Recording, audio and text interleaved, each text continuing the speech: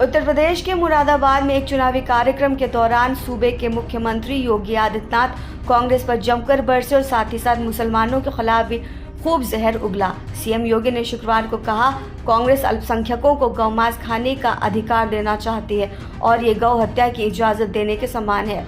एक news agency की माने तो उन्होंने ये भी कहा कि ये बेशर्म लोग गौमांस खाने का अधिकार देने का वादा करते हैं, जबकि हमारे ग्रंथों में गाय को माता कहते हैं। वो गायों को कसाई के हाथों में सौंपना चाहते हैं। क्या भारत इसे स्वीकार करेगा?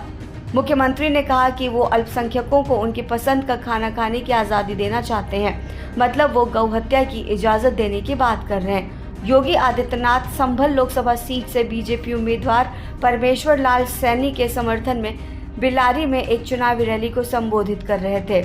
प्रधानमंत्री नरेंद्र मोदी के हालिया जहरीले भाषणों को दोहराते हुए सीएम ने आरोप लगाया कि कांग्रेस स्त्री धन को जब्त करने और इसे रोहिंग्या और बांग्लादेशी घुसपैठियों के बीच वितरित करने का इरादा रखती है।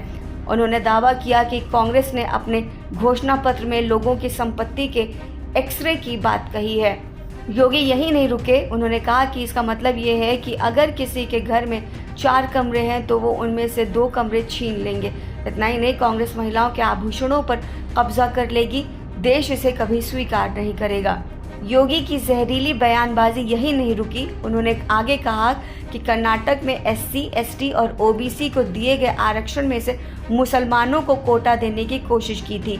यूपी के सीएम ने आरोप लगाया कि उन्होंने सच्चर समिति की सिफारिशों का जिक्र किया और ये भी कहा कि कांग्रेस SC, ST और OBC के कोटे में से उन्हें 6% आरक्षण देकर इसे लागू करना चाहती थी।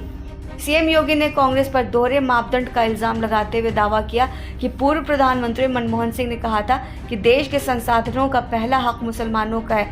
यूपी के मुख्यमंत्री ने यह भी आरोप लगाया कि कांग्रेस देश को और विभाजित करने की साजिश रच रही है।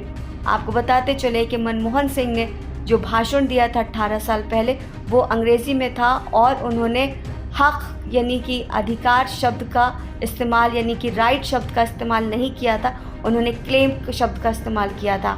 लेकिन पूर्व प्रधानमंत्री के भाषण को तोड़ मरोड़ करके बीजेपी के दिग्गज नेता उसे जनता तक पहुंचाने की कोशिश कर रहे हैं।